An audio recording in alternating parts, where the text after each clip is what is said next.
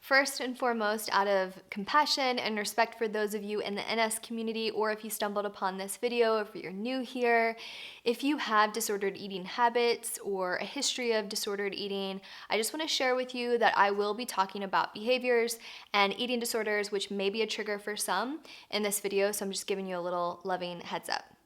So, unfortunately, in today's society, so many disordered eating behaviors are considered hashtag goals sometimes, or socially acceptable, or normal. And I hear this from so many women, whether it's members of our community messaging me on Instagram or Facebook, DMing me about their story, clients sharing their hearts and their stories with us in the first early sessions, or even students in my program sharing their thoughts. And it's so clear to me that many of them have disordered eating tendencies, but they are either unaware that these behaviors are considered unhealthy, or they're leaning into unhealthy behaviors or actions, which also means that they might be unaware of how damaging that these actions and behaviors may actually be to their long-term mental, physical, emotional, spiritual well-being. So in this video, I'm going to share with you 8 eating behaviors that you might just want to be a little bit more mindful of and conscious of, so that you can see if any of these are present in your life or a loved one's. So before we go through them, again, it's really important to know that disordered eating or disordered eating habits is specifically defined as a range of irregular eating behaviors or actions that may or may not warrant a diagnosis of a specific eating disorder, because there's a wide spectrum here. And when disordered eating habits may be different from eating disorders, that doesn't mean that they're any less. So just because having disordered eating habits or behaviors or actions isn't diagnosed as a full-on eating disorder, like I said, it doesn't mean that that is any less something to pay attention to and to bring a lot of mindfulness to and support. So that's why we're going over this video too. So let's go through some of these common behaviors and actions that are really considered, I would say, disordered eating, and many of which are considered, like I said, in our society, pretty normal or socially acceptable, and also part of diet culture in general. So number 1 is yo-yo dieting. So anytime that you are having this start and stop mentality, a lot of diets or plans or trends will really support this ideology of yo-yo dieting, so that you do something and then you see a result and then you're back off the wagon, so to speak, and then you hop back on by following a plan. It's like this whole start, stop, and yo-yo until you feel like you find something that works for you. Yet, unfortunately, in my experience, in my almost decade of coaching, rarely do those, plans or trends or what have you actually work for the long term, because you wouldn't be engaging in those yo-yo behaviors.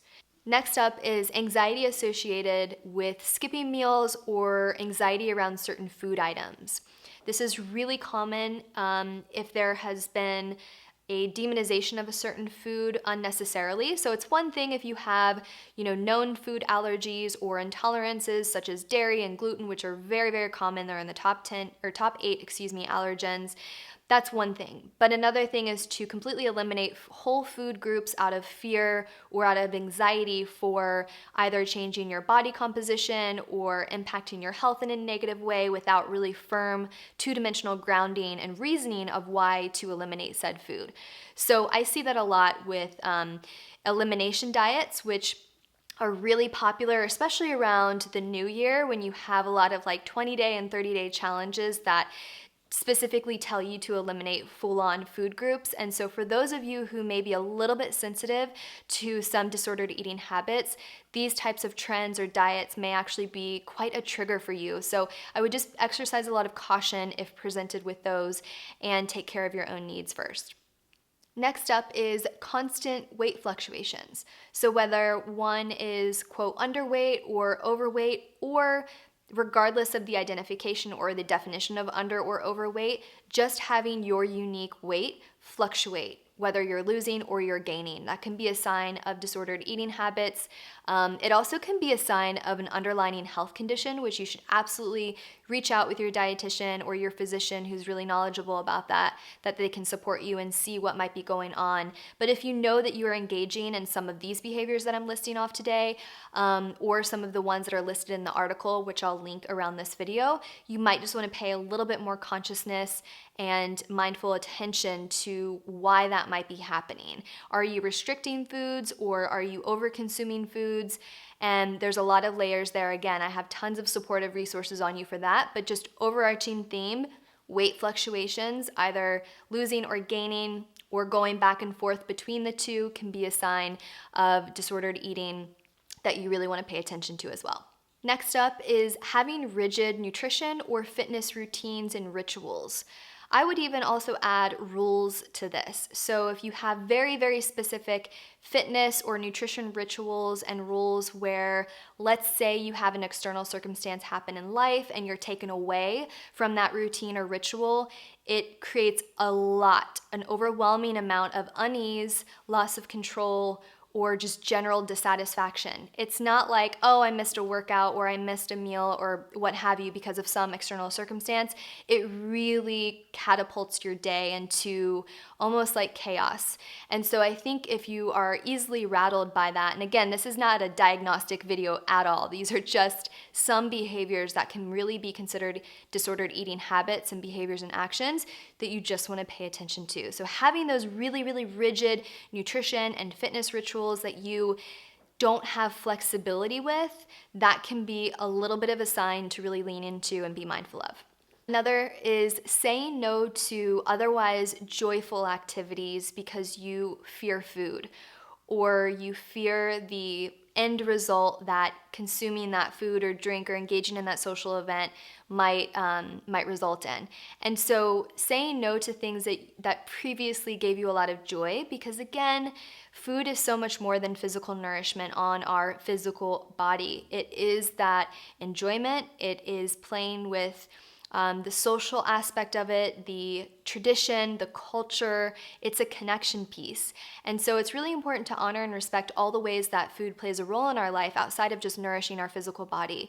So if you find yourself, in addition to just having food play that physical body role and fuel, and you're finding yourself being fearful around some food practices or even specific food behaviors that are kind of presented around those social events or even around sitting around a family table that previously gave you a lot of joy, again, just be really mindful of that, because that could be a clue and something that you might be mindful of with disordered eating habits. The next one is having extreme feelings of guilt or shame associated around eating.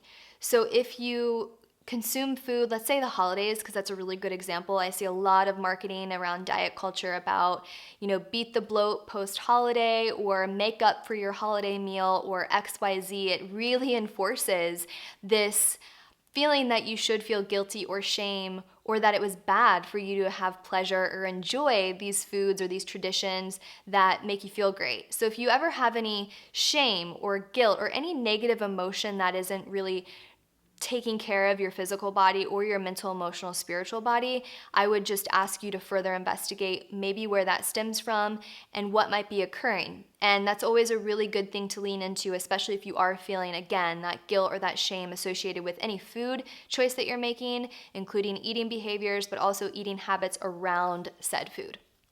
The next one is obsession with food as it relates to weight and our physical body image that results in the negative impact of our day-to-day life.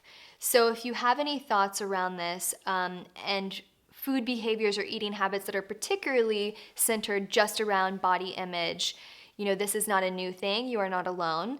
Or if somebody that you love and care about might be experiencing this, they are not alone. This is our community. This is our society that really embraces that messaging that everything is so body image focused. I mean, if you look on Instagram and you see somebody in the health, nutrition, and wellness field share before and after photos, that's almost like how we're trained to register that that's the only message of progress that we make with our health and eating habits, and that's just not true. So we talk a lot about this too in the method membership, where I share a lot about my 5x5 framework, and I really dive in deep about the many ways that we can make progress and honor those small wins that we make with the progress of our life and of our healthy eating habits and healthy lifestyle habits outside of the scale and outside of that body image centered progress, if you will. So again, that's just another thing to be really mindful of and pay attention to. Another one is lack of control around food or compulsive eating habits. So this might be categorized, or you might be familiar with this word of binge eating or overeating. And I work with a lot of clients, a lot of our method students in one of our pillars, which is about checking in. So something as simple as checking in with your hunger, but also I'm a firm believer of checking in with your emotional, mental, spiritual well-being too, because it all plays a role in how we're nourishing our bodies and what might be going on mentally to also trigger some of these behaviors to come into light. So I think that's a really big thing to pay attention to, is if you are feeling that way, just to, again, bring awareness and mindfulness. I'm going to sound like a broken record as I list out these things, but it's so important that this isn't a diagnostic tool whatsoever. This is just to help you build some self-reflection and awareness for these signs. And the last one is the use of exercise or food restriction, purging, or fasting to make up for bad foods eaten. I mentioned this a little bit earlier, but this again is really prevalent, I think, around the holiday time, moving into the new year, or really just in general. I see this a lot in our culture with health, wellness, on Instagram, on social media. So really just being aware of that. So do any of these sound like something you've considered normal or something that everybody else does? And whether you've personally done them or not, if you have been doing any of these things, or if any of these sound a little bit familiar when you're being really, really honest with you, you might be a little bit shocked to discover that these really lean into a side of disordered eating behaviors because you thought they were normal. And these things aren't things that you're going to be able to change overnight, and sometimes not alone, and that's also okay too. These types of behaviors and habits are often so ingrained in us, again, especially with society messaging and marketing, that it takes a lot of guidance from a professional to really learn how to retrain your thoughts, your behaviors and practices to really best support your unique body and lifestyle. And that's why we're here too. Remember that having this awareness and being really, really honest with yourself is key, and it's a beautiful first step. Also, check out all of the resources I listed around this video if you ever need more professional support and care, because you don't have to do anything alone. And again, that's why healthcare professionals like dietitians are here. And also, this topic is something that my method membership and wellness coaching can absolutely support you with. So if you learn that you've been doing any of these things and you really want to cultivate a healthier relationship with food, I really encourage you to sign up for the waitlist to be notified when my method membership opens back up again. We'd love to have you and support you. And just follow the link around this video to join that waitlist. Of course, you can also contact me on nutritionstrip.com if you want one-on-one wellness coaching, or just send me a direct message on Instagram and let me know where you're at with this. And we'll provide you with options that can support you, give you some resources so that you can really develop a healthier relationship with food and your body. And again, if you liked this video, just let me know by sharing your biggest takeaway from this. And be sure to follow or subscribe for more videos like this. And I am wishing you a really, really beautiful day.